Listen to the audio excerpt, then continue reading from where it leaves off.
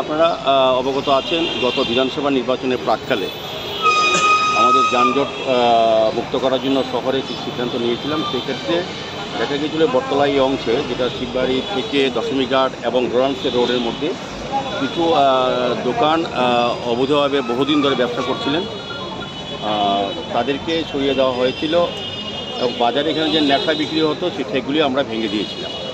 তো আমরা তখন ভাঙার সময় যারা এখানে ব্যবসা করতেন অস্থায়ীভাবে তাদেরকে সরিয়ে আমরা বিকল্প চিন্তা ভাবনা করেছিলাম, আমাদের সরকারিভাবে লোনের ব্যবস্থা করার কথা বলা হয়েছিল। কিন্তু দুর্ভাগ্য বিষয়, ওনারা তৎসময় আমাদের আগরতলা পৌর নিগমের উপর আস্থা রাখতে পারেনি। তারা তৎকালীন বিরোধী দলের নেতা মানিক সরকার, আশিস সাহা, সুদীপ রায় বর্মন, পবিত্রকর, রতন দাস সবাইকে নিয়ে এসে রাজনীতি ওদের চক্রান্তে ওরা ফেসে গেছে। আমরা বলেছিলাম যখন তৎকালীন যে বাজার কমিটি ছিল, সঞ্জিত দাশগুপ্ত সহ যারা ছিলেন তারাও ওই মানিকবাবুদের মদত দিয়েছিলেন। তখন তারা সত্যিকারে যারা প্রাপ্য বা যাদের দোকান ছিল তাদেরকে আমার দেওয়ার মানসিকতা ছিল। যে কোনো কারণে বাজার বন্টন করেছে, অনেক নাটক, অনেক রাজনীতি করা হয়েছিল।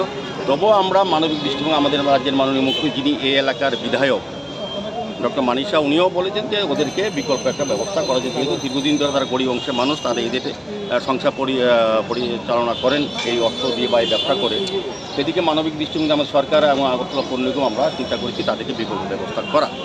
যাই হোক, জায়গার ব্যবস্থা করা তো হচ্ছিল না।